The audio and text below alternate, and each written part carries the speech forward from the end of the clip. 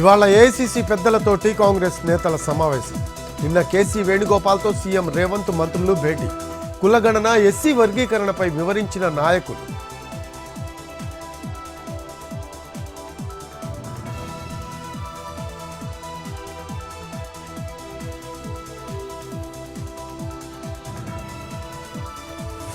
ఔత్సాహిక పారిశ్రామికవేత్తలకు భారీ రాయితీలు.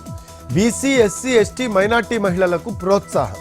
4 లక్షల మందికి ఉపాధి కల్పన ఒప్పందాలకు ఏపీ కేబినెట్ ఆమోదం.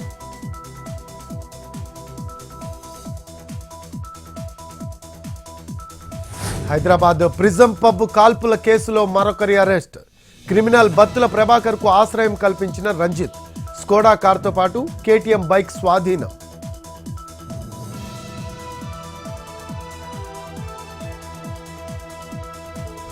తెలంగాణలోనూ జనసేనకు గుర్తింపు. స్థానిక సంస్థల ఎన్నికల్లో పోటీకి గ్లాస్ సింబల్ కేటాయింపు.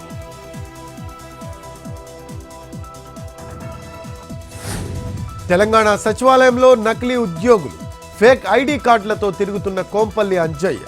పట్టుకొని పోలీసులకు అప్పగించిన సెక్యూరిటీ సిబ్బంది.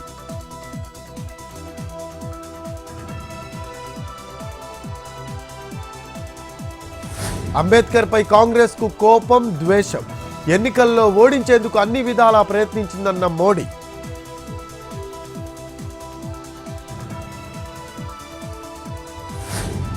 మోసం కేసులో సోనూ సూద్ కు అరెస్టు వారెంట్.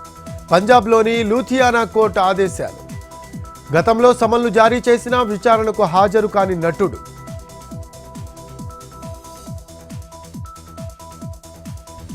మహారాష్ట్రలో 140 మందికి జీబీఎస్ నిర్ధారణ. ఇప్పటి వరకు 6 మృతి. పూణేలో 30 వాటర్ సప్లై ప్లాంట్లు సీజ్.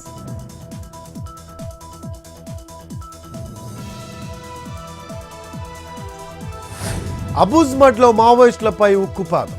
ఛత్తీస్గఢ్ కుటుల్లో ఐటీబీపీ కొత్త కంపెనీ ఆపరేటివ్ బేస్.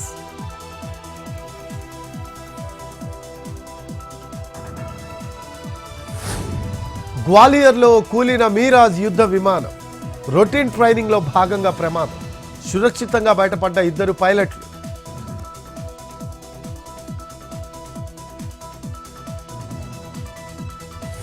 వందే భారత్ స్లీపర్ ట్రైల్స్ విజయవంతం.